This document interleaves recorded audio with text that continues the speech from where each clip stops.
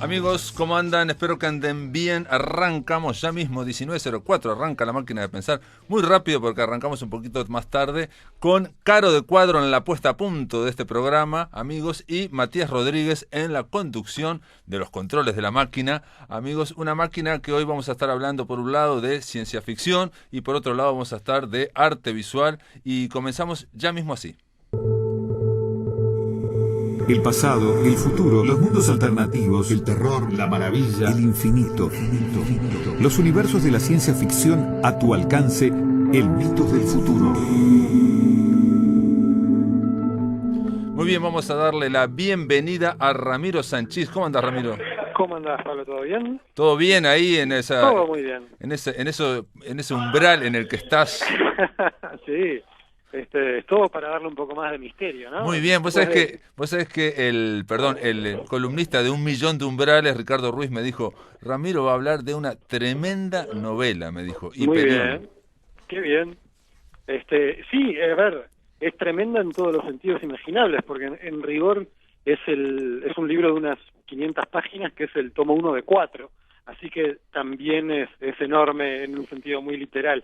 Y ¿por qué la elegimos? Bueno, hay una cosa muy interesante que ahora que escuchaba la cortina del programa grabada hace como 10 años, sí, más o menos, la cortina del segmento, quiero decir, sí, ¿no? Sí. De la columna. Exactamente, de la columna. Todas esas ideas que tira la cortina están en esta novela, porque eso es lo que la vuelve de algún modo tan interesante. Es un verdadero compendio de la ciencia ficción, en el estado en que estaba el género a fines de los 90, que es más o menos cuando tuvo su momento de eclosión y de lecturas.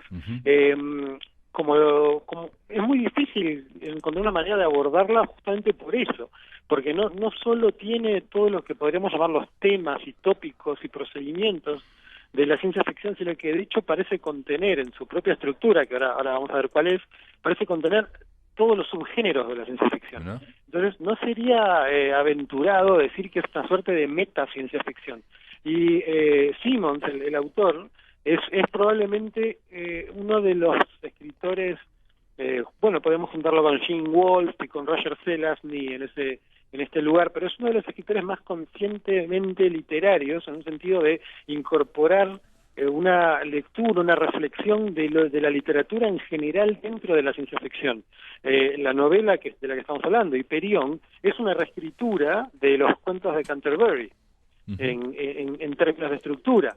¿Se acuerdan cómo es? Los cuentos de Canterbury tienen estos peregrinos que van hasta Abadía, ¿no? Y cuentan sus historias.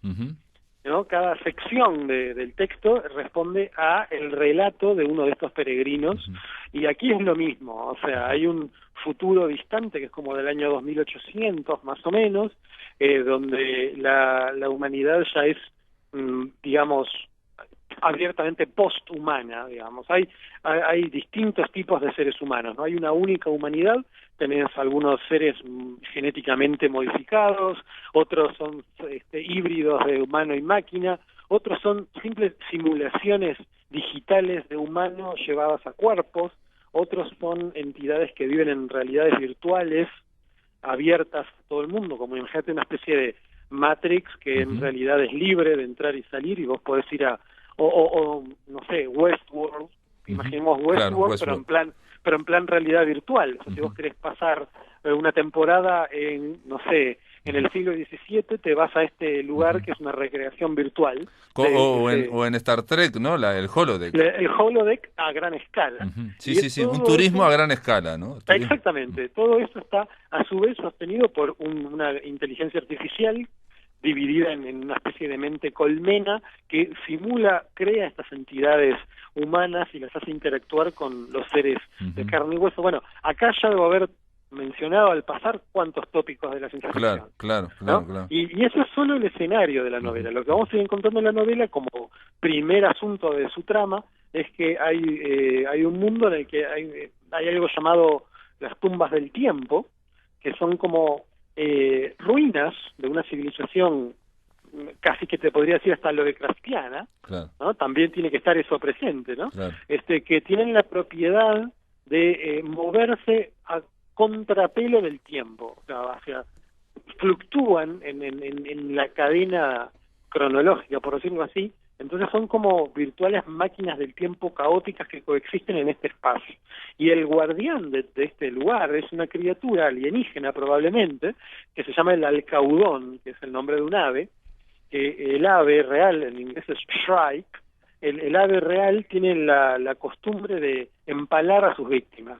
Esto es real. Hay un pajarito que se llama Alcaudón que se las arregla para empalar en ramitas polillas o hasta ratoncitos y se los come.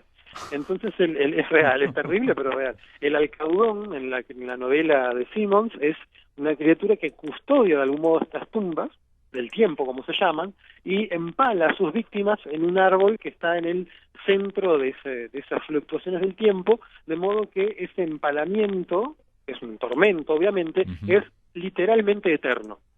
O sea, el tiempo ahí no existe, salvo como eterno presente, y vos estás ahí empalado con este dolor y nunca morís. Sí, como si fuera un mito, ¿no? Como si fuera, digamos, en el caso del ladrón de fuego, ¿cómo es?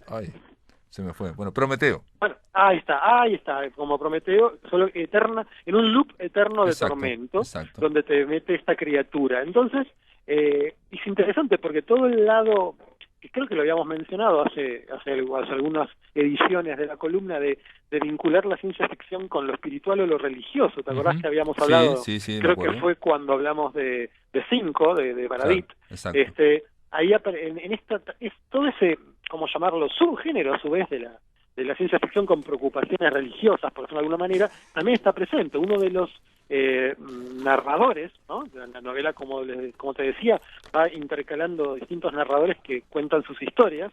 El primero es un cura, un sacerdote, el apartado se llama El cuento del relato del sacerdote, y en este mundo todas estas acciones del Alcaudón son interpretadas desde un punto de vista religioso.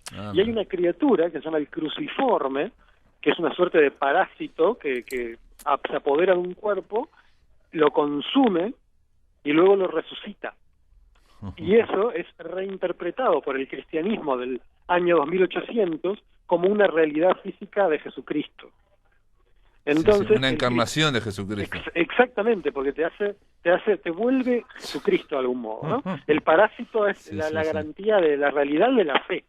Y el cristianismo es completamente reformado por esta idea. Es como si te dijera que una nave jesuita, pongamos, fue a un exoplaneta y ahí descubrió a Jesús. Es un poco esa idea. Claro, digamos, ese descubrimiento hizo cambiar esa religión. Claro, la religión. Bueno, y este es solo uno de los relatos, donde tenemos la historia de un sacerdote que pasó por este asunto del cruciforme, y su siguiente paso es encontrar al Alcaudón, porque sospecha que está todo conectado, ¿no? Entonces tenemos todos estos peregrinos que van a este mundo a buscar al Alcaudón para, bueno, quién sabe cada uno cómo vive ese objeto de peregrinación, y ese objetivo final. Entonces ahí vamos viendo cómo los distintos relatos aparecen. Hay un relato Perdón, me preguntan de qué novela estamos hablando. Estamos hablando de Hiperión, que es una novela escrita por Dan Simmons y que integra, digamos, una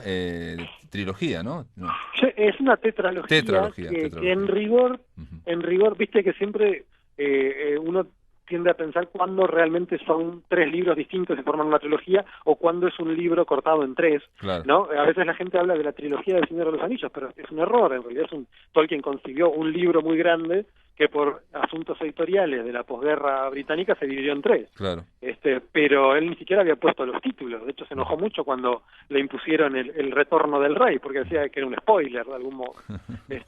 Entonces acá pasa lo mismo. Y en Hiperión, en esta novela que estás hablando, escrita por Dan Simmons, y que mencionás que, digamos, tiene la estructura de los cuentos de Canterbury, ¿no? La primera parte, sí. O estoy pensando también, podría ser en el de Cameron también, donde hay peregrinos que de alguna forma, para digamos, entretenerse en la Edad Media, van contando, y cada cuento es una charla de uno con otro. Por supuesto, y de ahí lo podemos llevar a el Heptamerón, al manuscrito encontrado en Zaragoza de Ian Potocki, al Dodecamerón de Carlos Regerman, por mencionar un ejemplo uruguayo.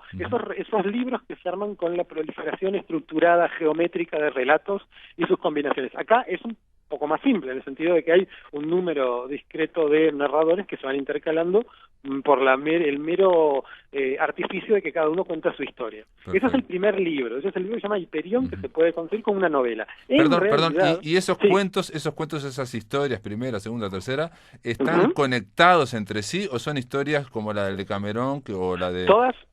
Todas confluyen en el momento en que sus narradores peregrinan en busca, del Alcaudón. Ah. O sea, la conexión es esa. Tenemos a estos peregrinos en busca del Alcaudón y cada uno va narrando, interpolando su historia. Y eso hace al primer libro, el que se llama Hiperión, que se puede conseguir como una novela independiente, pero en realidad Dan Simmons en su momento, él escribió un libro muy largo que se dividió en dos. La primera mitad sería Hiperión y la segunda es la caída de Hiperión. La caída de Hiperión ya es más complejo, no tiene esta estructura de los cuentos de Canterbury y aparece una entidad ficcional muy interesante, que es una de estas creaciones de inteligencias artificiales, como había comentado al principio, que se presenta como una encarnación o reencarnación de John Keats, del poeta. John Keats, claro, impresionante. Entonces tenemos todo imagínense esto, la vida de John Keats, no claro. recuerdo ahora en qué momento, si tenés ahí Wikipedia, fíjate, sí. yo no tengo a mano la conexión acá, pero en cualquier momento se puede mirar. Ponemos John Keats murió en X años, sí. Bueno, y es resucitado como una simulación, un replicante de John Keats con todos los recuerdos concebibles simulados de John Keats en el año 2800 y pico. Entonces él sabe que lo es, o sea, él sabe que es un replicante, pero tiene todos los recuerdos de Keats y toda su habilidad literaria, por decirlo de alguna manera. Bueno, murió en 1821, estoy viendo acá, y nació en 1795, o sea, vivió muy poquito. Pero... Imagínense que el segundo acto de esa vida es en el 2800 y algo. Claro.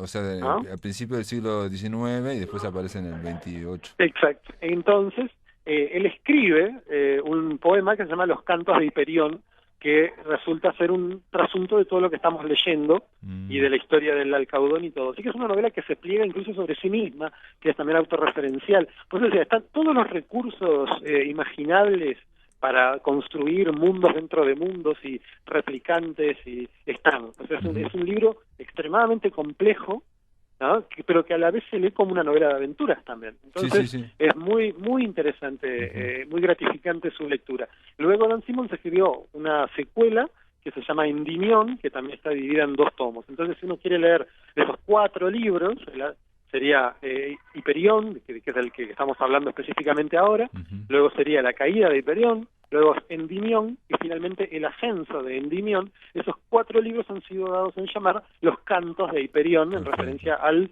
libro dentro del libro escrito por el falso replicante de John Keats. Así que es muy difícil resumirlo de un modo simple, porque es un libro muy complejo y como te decía Pablo, quizás su rasgo como más importante es esta manera de contener a modo de facetas y de relatos dentro del relato, de tener subgéneros de la ciencia ficción y de la literatura en general. Uno de los relatos es un relato policial, por ejemplo. Luego tenemos historias de guerra. Sí, el Largo Adiós, veo que uno se llama Largo Adiós. Exactamente. Exactamente. A mí lo que me llama un poco la atención es que, claro, que esto sale en 1989, cuando aparentemente la ciencia ficción como tal estaba transmutando, digamos, ¿no? O sea que como que... Es que funciona a lo largo de los 10 años, digamos, hasta que termina de publicar los 4 libros Simmons, y que también más o menos por esas fechas es traducida al castellano. Bueno, en esos 10 años como que podemos hablar de incubación del libro, de algún modo logra hacer un compendio de todo lo que había pasado hasta ahí con la ciencia ficción. Claro. Desde la ciencia ficción metafísico-cósmica, digamos, a la Arthur C. Clarke, hasta el cyberpunk, o el híbrido con el policial que había hecho Asimov, o el space opera, los cuentos de estos relatos de guerras y imperios galácticos. Y Philip K. Dick también. Por supuesto, las realidades dentro de otras realidades, yo qué sé, los relatos de sublevación de las máquinas, los problemas de la inteligencia artificial. Digo, es realmente un compendio, es una enciclopedia novelada de la ciencia ficción, ¿no? Por supuesto, después vienen más cosas, como por eso también me parece interesante traerlo a colación, porque nuestra columna últimamente, y es un poco el planteo de esta segunda edición, está como un poco más centrado en lo que debimos en llamar el weird, ¿no? Que es ese al lado más hacia el horror y lo inquietante, pero si tuviéramos que decir que este weird es como el pliegue más contemporáneo, si se quiere, de la ciencia ficción, el inmediato anterior, o sea, el resumen, el estado del arte, como se dice académicamente, de la ciencia ficción previo a la eclosión del weird y todo lo que estamos viendo en esta columna, sería fácilmente representable como todo aquello que está en Hiperión. Perfecto. ¿No? Y por eso es una gran lectura, en el sentido de que cualquier persona que esté interesada en el género y sus posibilidades argumentales y que no haya leído más que algún clásico, puede fácilmente agarrar este libro y encontrar un panorama especulativo como no sé si hay otros.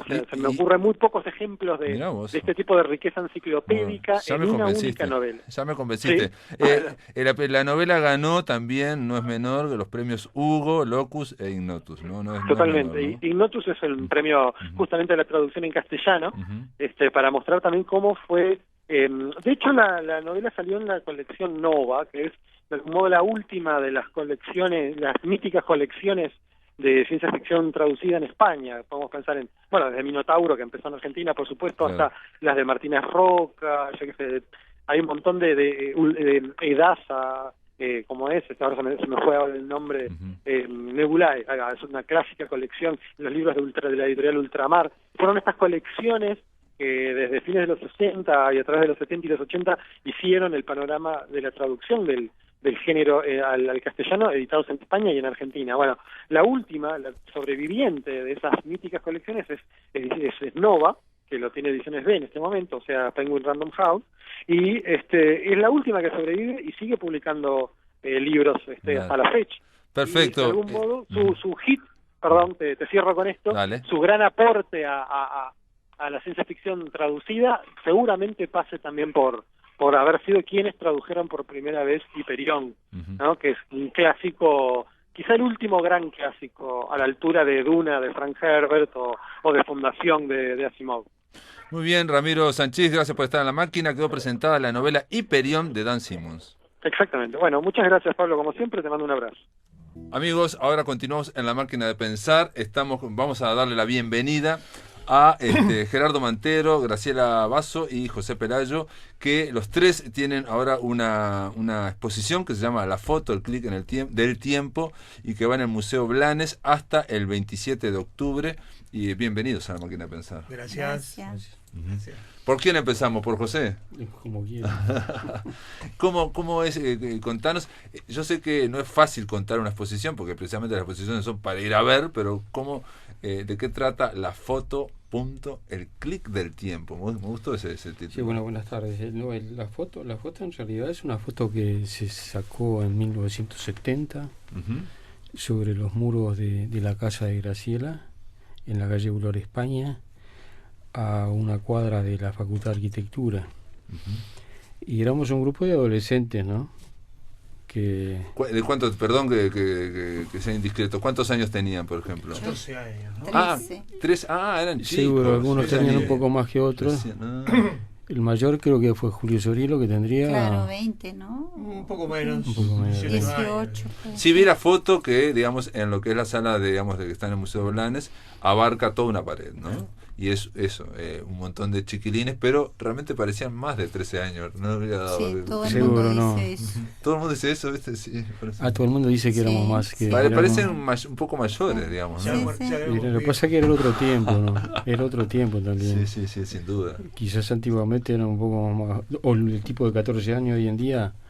quizás sin duda, sea más joven que nosotros. Es posible. Pero en realidad la foto es una foto tomada en blanco y negro sobre ese muro. Y bueno, la idea consistió en intervenir la foto para trabajarla, ¿no? Cada uno con su idea y con su forma de hacer. ¿Serían cuánto? 49 años después. Claro. Casi 50 años. Casi 50 años. Sí, claro. Casi 50 años. ¿Y cómo surgió? Porque esa foto está desde el año 70, la tendría alguien, Graciela. Esa foto la tenía yo, sí. esa foto la tenía yo y esa foto generalmente yo creo que está en el catálogo, lo explica uno de los que escribió. Yo esa foto aparecía y desaparecía, porque yo suelo meter cosas entre los libros. y cada vez que agarraba el libro donde estaba la foto aparecía, pero también desaparecía. Y así viajó conmigo durante todo este periodo de tiempo, mudanzas, distintos barrios, y siempre de ahí aparecía, hasta que un día, bueno, yo hablé con ellos por otros motivos y quedó la idea de trabajar directamente en esa foto. Ahora, en esa foto, digo, hay bastantes chiquilines, ¿no?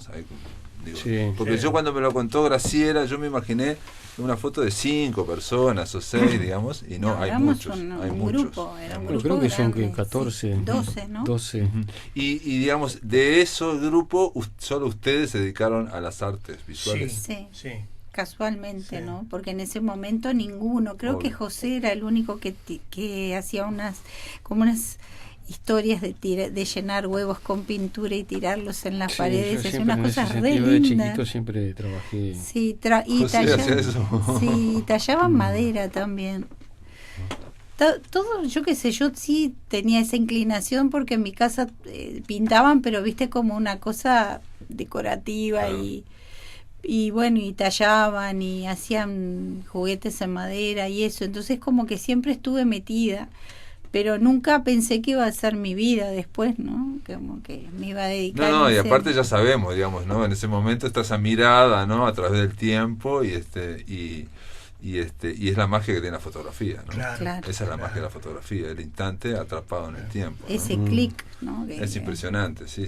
De hecho, yo que sé, con esa misma foto se podría escribir una novela, por ejemplo. Claro. Es que Sí, todos bueno. escribimos Porque, algo digamos, también, ¿no? Digo, con todos esos personajes, digamos, si fueran una novela tienen Sí, todos personajes sí. que yo me imagino que habrá habido, ¿no? Avatares muy distintos para cada Sí, uno, ¿no? uno Bueno, de- sí, nosotros también esta muestra sirvió para homenajear a 2 que no están. Claro. El que sacó la foto, que murió después, mucho después, se exilió en España, después volvió y murió de grande ya. Y uno de los que está en la foto, creo que es el quinto empezando por la derecha, que murió un año después de sacar esa foto, ¿no? Más o menos. No, a los meses. A los los meses. meses. 6 Leonel meses, del 7 Poggio, meses. que es un chico que está ahí con la camisa blanca y bueno, de alguna manera yo lo trabajé mucho y José también, ¿no? Hicimos como un homenaje. Quedaron a muy Leo. impresionados, obviamente, eran muy chicos. Éramos y- muy chicos, no se piensa en la ¿Y muestra. por qué se murió? Leucemia. Ah, Leucemia. impresionante, sí. Y fue un impacto muy duro para Obvio, nosotros, obvio. ¿no? Fue el primer encuentro con la muerte, Exacto, así cara a cara, exacto, ¿no? exacto, Claro. exacto. O sea, lo que estamos viendo en esa foto también es una mirada Claro. que todavía no se ha encontrado con la muerte. Exactamente. Por eso hay múltiples lecturas, ¿no? Vos decías la calle, pero en aquel tiempo, fines de década de 60 y 70, todo lo importante pasaba en la calle. Y siempre Claro. había gente en la calle, en todas las esquinas. Claro. El murito era el lugar de encuentro con las chicas, ¿no? Ajá. Las esquinas eran más club de Toby, pero permanentemente había gente en las calles. Sí, no, obviamente este murito actualmente seguramente tendría una reja encima. Claro. ¿no? No, sí, Sí. ya no existe más. Nos fuimos, Y hay una nos reja, fuimos sí, de sí. esa casa ¿No hace se fueron a 8 sacar años. una foto? ¿No? Ah, pero vos estuviste en esa casa hasta hace Hasta 8 hace años. 8 años, sí. No, porque no existe más y el ya la Murito. cambiaron. Pero perdón, ¿y esa casa? Era la hicieron mis bisabuelos, Y- imagínate, pasó toda una vida. Y Boulevard Artigas, digamos. No, siendo- Boulevard España, España, entre Obligado y Vázquez y Vega. Y Vázquez y Vega, claro. Ah, claro, pasando la Facultad de Arquitectura. No. Es claro. No, antes. Ah, Seguro no, bueno, si- sí, si sí, vas para si José vas Rafael, hacia la claro. Rambla, Claro. sí. Siendo de la Rambla al centro Claro, antes. claro, Claro. antes, Claro. sí, perfecto. Sí, pensamos, viste, ir un día a sacarnos una foto, pero yo, viste, sentí como Y que ya otra no era- pregunta, ¿y mantuvieron de algún tipo de vínculo? Pero esto obviamente no hace o sí podría ser así, sí, claro que podría ser a la exposición, ¿no? Entre estos gurises de la foto. Con ellos hemos estado más en contacto, Mm. con algunos nos perdimos, ¿no? Ujú. Hacía, por ejemplo, Alejandro Zaffaroni, que es uno que está entre ellos dos justo, hacía muchos años que no nos veíamos, yo creo que 30 años, ¿no? Con Alejandro, yo Sí. creo que hacía muchísimo.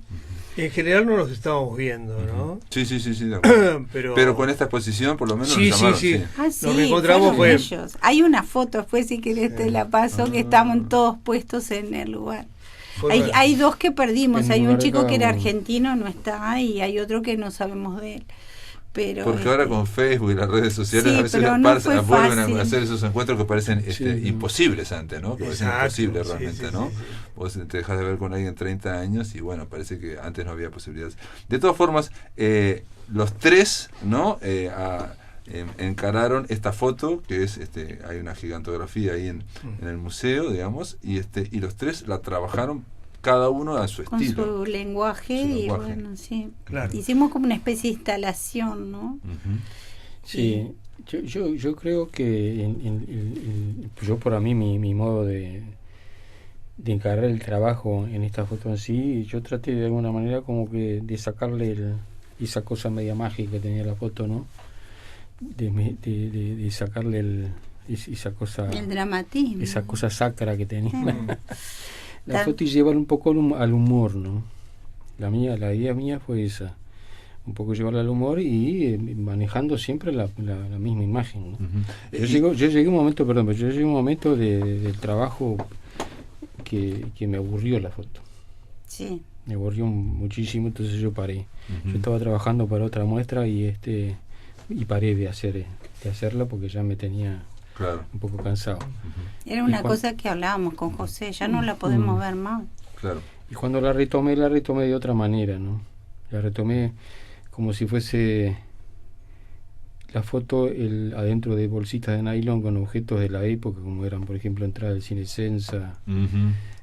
la tienda El billete de 1.000 pesos. el billete de 1.000 pesos, Oxibitue, y eso era como algo así como un archivo, ¿no?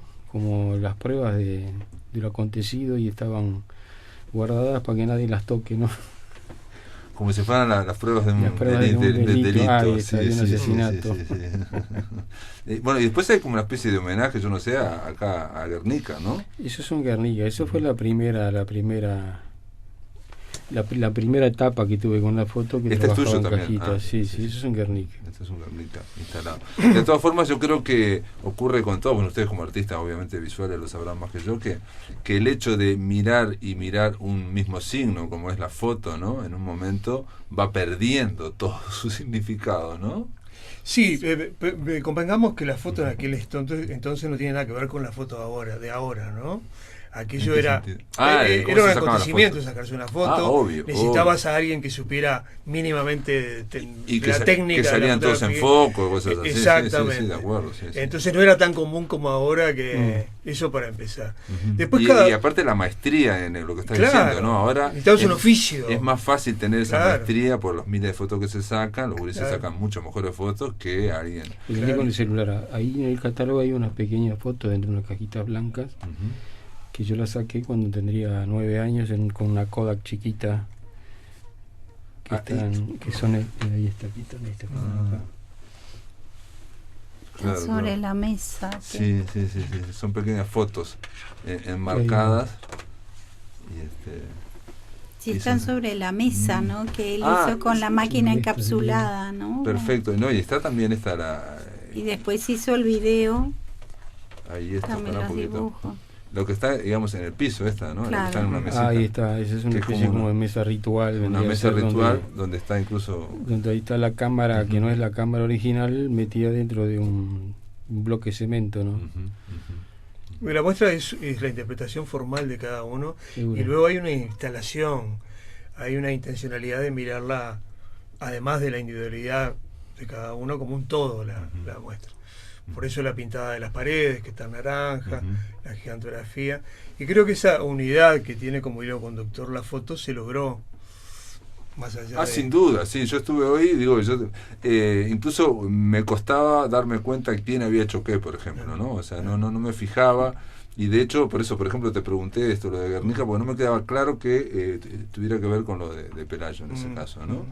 Es más, pensé que era como la entrada, la foto chiquita, y eso como una especie de bienvenida o algo así, Sí, ¿no? no debe ser después- una entrada, es como una especie, un pequeño tabladito, ¿no? Claro. Él lo complementa con esos dibujitos tipo animados, Ujú. que Macarena, mi sobrina, hizo el video, ¿no? Ujú. Y es como que buscó la parte más lúdica, él fue más divertido en esto, él Sí, se sí. divirtió mucho. Sí. haciendo Bueno, eso todo. de Guernica, por más que de Guernica, yo lo tomé como una especie de eso, humorística, ¿no? Una Claro, cuestión de ¿no? claro. Obviamente Sí. no es nada dramático, o sea, No, que no, de no. Guernica es súper dramático, pero es lo que ocurre, lo mismo que con algo que lo miras muchas veces, ¿no? O sea, pierde, ¿no? Mucho de su significado y agarra otros, ¿no? Claro.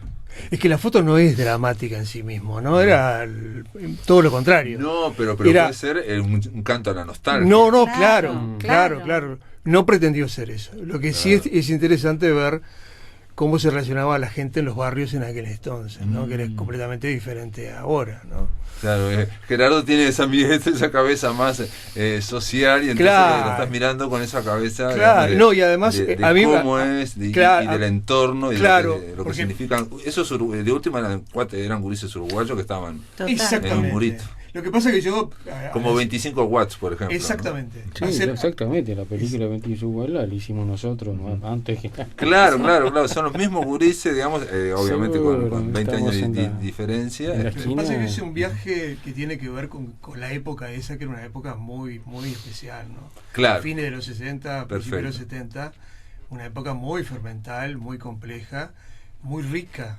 Y muy tensa también, muy con tensa. mucha violencia política en las calles. Bueno, nosotros O íbamos, sea, lo cuento en el texto ahí, íbamos al Liceo Zorrilla, donde era un lugar de alta conflictividad en aquella época, Claro, ¿no? claro.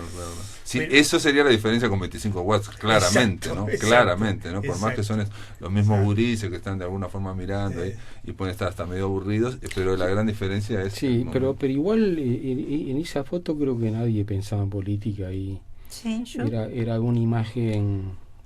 No, yo no digo Muy, que pensáramos en muy, política. La política sí, sí, estaba. sí. No, lo que estaba. es el trasfondo, creo, Claro. digamos, Sí, es el pero fondo no- de esa foto, Pero ¿no? como que no... No, en la mente de esos chiquilines no, Claro. pero el Seguro. fondo, Sí, digamos, sí, existía, sí. Éramos un el grupo. ómnibus ese que está pasando Claro. atrás, Claro.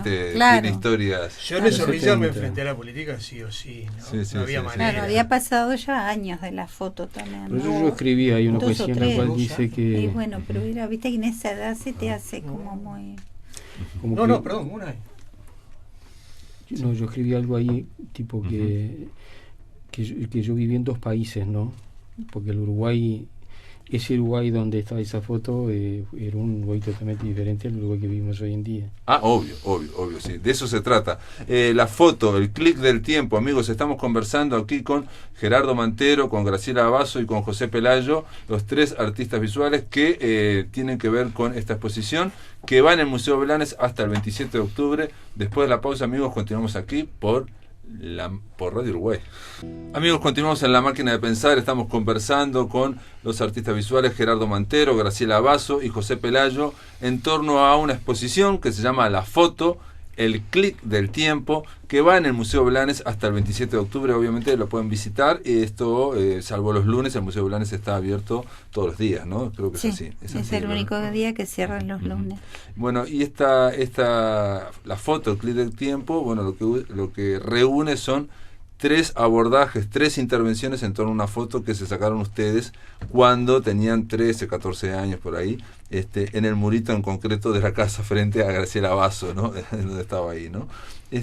Las intervenciones son muy distintas, aunque hay algo, ¿no? Bueno, Y la foto es la como foto. el hilo Es el hilo conductor, ¿no? conductor, Lo que claro. une. Pero la cortaron, la fueron haciendo Sí. todo, Sí, ¿no? sí. Sí, pasó a ser una mancha, muchas veces era, viste, como lo usaba, ya como decía José, no la podíamos ver a veces. A mí me pasó igual que a José, ¿no? Llegó un momento que me saturó. Vos en concreto, por ejemplo, Graciela, en un momento lo ponés como si fueran piezas de un puzzle, También, rotas, ¿no? O sea, porque dispersas. pasamos por varias etapas. Esta es la última parte, ¿no?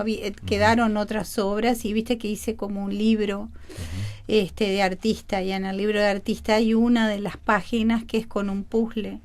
Entonces algunas piezas pasaron a hacer porque hay obras ahí que tú estás viendo que que están dentro de ese libro de artista, ¿no? ¿Y el libro Que de artista dónde está? ¿Está ahí en la está la entrada, en continuación, viste, en el panel ese que hay, ¿no? no abajo, viste que ahí está la mesa de José, Sí. y bueno, sobre un mirá, no no lo me- viste. no me Bueno, dio ahí por- hay una foto. Es por Entonces tener demasiado escribí- respeto, ¿viste? Por no querer agarrar las Escribí cosas. como un poema, fui escribiendo un poema poemita y bueno, y a medida que cada capítulo de mi vida es un párrafo, ¿no?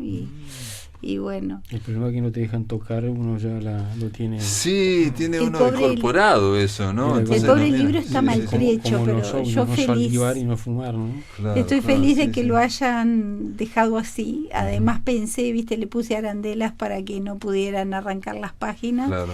Y está maltrecho, pobre, es un álbum. Pero quiere un decir que lo álbum está de mirando la Por gente. supuesto, y yo Obvio, feliz, ¿no? me encantó. Claro. Además he ido y he visto niños mirándolo y gente tirada en el piso leyendo los poemitas y está linda esa experiencia. Dice acá, bueno, escribiste en un momento, ¿no? No, pero eso te cuento porque ¿qué yo es lo que- leía mucho, Ujú. viste, poesía en esa Sí. época, entonces escribía en todos lados y esa letra no es mi letra actual. Ah. Traté de copiar un poco la letra de mis 12, 13 años y leía Tagore, Machado, Miguel Hernández y yo qué sé, bueno, y entonces iba escribiendo en todos los cuadernos y un poco eso, viste, porque lo primer trabajo que hice fue puse nosotros los de entonces ya no somos los mismos. Claro, y sí, ahí sí, sí. empecé y bueno, y me conecté con esa niña rápidamente. Por eso, viste, trabajo con papeles transparentes, quemados, como una etapa Con quemada. cigarrillo también quemado, ¿no? No, es ¿No? fuego. Ah, fuego. Fuego. Ocurre que el pasado es siempre más, no sé qué dice, más, pero no existe olvido capaz de demolerlas. Ese creo, no me Ocurre que el acuerdo pasado bien, siempre más mosada, no sé, no te entiendo la letra. Sí, porque Pero bueno. ni yo misma traté de Qué hacer bárbaro. la letra de mis 12 Impresionante. años. Y ahí también quemaste la foto en ese momento. Claro, En ese sí, momento sí, quemaste la foto. claro. Por eso para mí es como una etapa, viste, ya y están ahumadas y De todas formas, yo creo que casi todo el arte, no sé qué pensás vos, Gerardo, es una reflexión sobre el tiempo, ¿no? Exacto. ¿No? En general, Siempre hay una digamos, Pasó la vida. o hay una reflexión sobre el tiempo, o también está la idea de que el arte, cualquier arte, derrota el tiempo, que tenga movimiento interno, ¿no? Claro. O sea, que se reactive cuando, ¿no? Cada vez que haya un espectador, es esa idea como de no ya tanto de la posteridad, digamos, pero por lo menos de que la intensidad del arte genere, digamos, ese movimiento. Es una ¿no? reflexión consciente o inconsciente, es una mirada. Claro. Y de hecho, ese es el aporte real que tiene el arte, la acumulación de muchas miradas. Sí, claro que es una reflexión. Sí, En mi caso trabajé inconscientemente con un juego lúdico, formal, y luego conscientemente, ¿no? Y vos también hiciste un poema, por ejemplo, ¿no? Sí, eso fue algo raro, porque trabajé un objeto de mi casa que era un reloj, y sin pensarlo a priori salió un poema para mi padre y nosotros te dijimos que apoyamos que tenía que estar. Y los compañeros acá sugirieron esa idea y finalmente cuajó. Pero en realidad no me lo propuse a priori, ¿no? Escribir. Aquí aparece el voto verde también. Sí, eso está de más, ¿no? Porque el voto verde de esa época no... Es del año 89 el voto Ahí verde. está. Bueno, Por pero eso, fue de como alguna manera, que pasó la vida también, de alguna ¿no? manera algo que pasó por ahí. O que está incluido, digamos, en esa También mirada. es parte también, de ¿no? esos 40 y pico de años de esa foto, ¿no? De nuestra Claro. vida, Yo nuestra estoy leyendo existencia. el poema que hace José Pelayo y de alguna forma dice cerca del fin me apasioné. Tiene que ver con el arte también, ¿no? Tiene que ver con el arte y con lo que fue ese cambio tan drástico de un Uruguay al otro, ¿no? del Uruguay Del Uruguay viejo, del viejo Uruguay que... previo a la dictadura. Previo a la dictadura. Y el ¿no? Uruguay que vivimos hoy en día. Y en tu caso, Gerardo, vos me dijiste que utilizaste un reloj, o sea, El reloj de mi casa, esto es un Paterno. reloj porque Sí. está tan colorido que yo tampoco me di cuenta que era un reloj. Sí, O sí. sea, pensé que era una caja, digamos que tenía un péndulo No. y que tenía una serie de mecanismos adentro y obviamente tiene un vidrio pero está tiene tan colorido, es tan Ese reloj de mi casa que lo... Tan Sgt. Pepper te salió, ¿no? Seguro. Que lo intervine, ¿no? Lo transformé en una obra. O sea, no, casi que no, yo no veía el reloj, digo, si no me Claro. decís vos, no lo veo el reloj. Pero está bien no verlo también, ¿eh? Digo, es parte del asunto. Es como digamos, una cuestión psicodélica prácticamente. Tiene la maquinita de reloj, ¿viste? La maquinita. Sí, el mecanismo, ahora El claro que te mecanismo, dicen, pero pensé claro. que podía ser un mecanismo puesto dentro de una cajita por No, vos claro. y este mecanismo probablemente funcione si le diéramos Es cuerda. probable, ¿no? Es Mm. probable. No creo. Pero tampoco se pretendió que se viera exactamente que es un reloj. Se transformó en un objeto, ¿no? Claro, y aparte, digamos, el hecho de ponerle, digamos, el poema enfrente, digamos, lo que sería el cristal de ese reloj, y la foto, todo eso lleva, pero en este caso es otra foto, la foto de tu padre, Claro. el de padre Gerardo Martero, lleva a que uno, por lo menos en concreto yo, que soy medio bestia, no viera el reloj, sino que viera eso como un Claro. viaje Claro. en el tiempo. ¿no? De hecho, es un viaje. Y pusiste también tu carnet de enseñanza secundaria. Sí, claro. Carnet de estudiante. De enseñanza Sí, secundaria. con frases de la época. Sí, vi que había muchas frases Claro. de la época y también hablábamos de que había bueno, Con como- letras de canciones de la época. Exacto, ¿no? también está la banda musical que hay. A ¿no? mí me impactaba mucho la música de la época. Ujú. Esto era una etapa riquísima, ¿no? De los grandes. Claro, estamos hablando de los 60, porque en 60. 1970 recién había comenzado y Claro, bueno, era el comienzo de los 70. va a ser una gran década también los Claro. 70 en música. Y en cine, increíblemente ahora está siendo reivindicada como de las más grandes. Eso es algo que me sorprende, ¿no? Está siendo revalorizada ahora. Sí. Pero se todas. dice que después de los 60 todo es 70. copia, ¿no?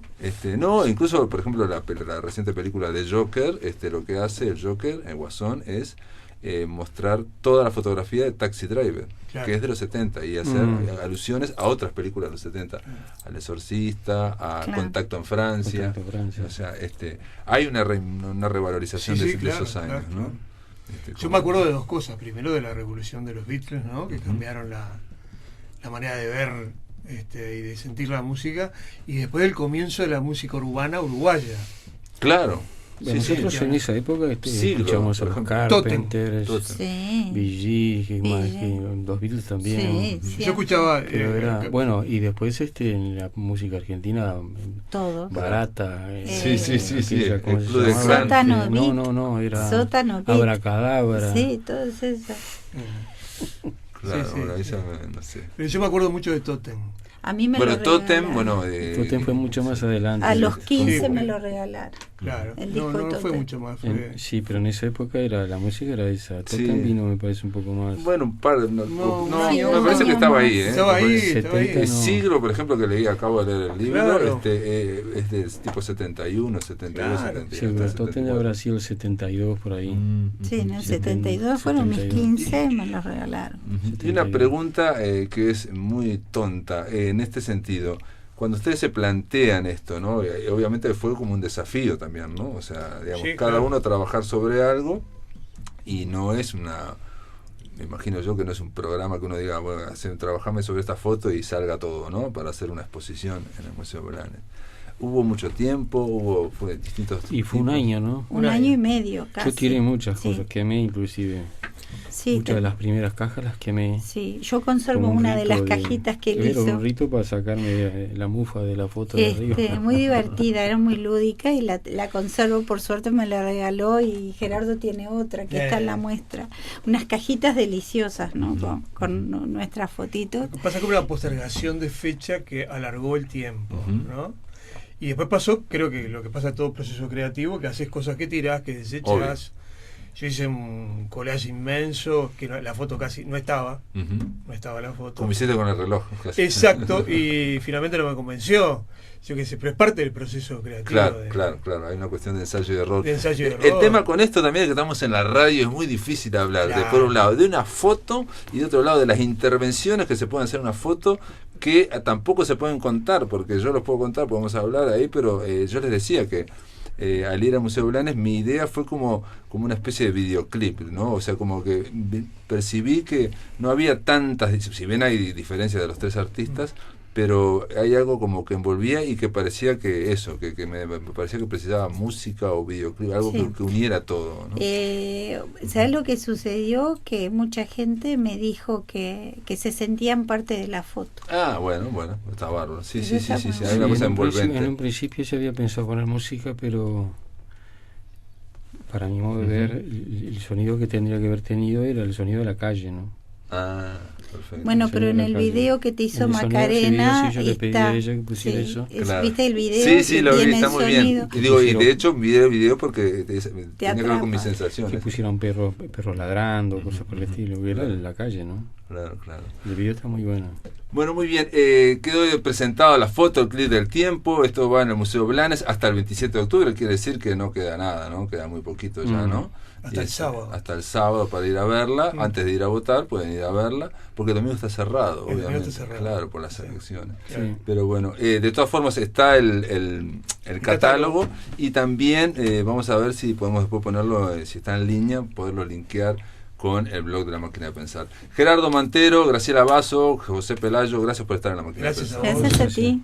Gracias. Amigos, se terminó La Máquina. Mañana vamos a estar conversando con Juan de Dios Caballero. Es un escritor que tiene un nombre raro, uruguayo que reside desde el año 79 en Noruega, se fue con la dictadura, sobre su novela Una tumba para Alfie, que está editada por Fin de Siglo.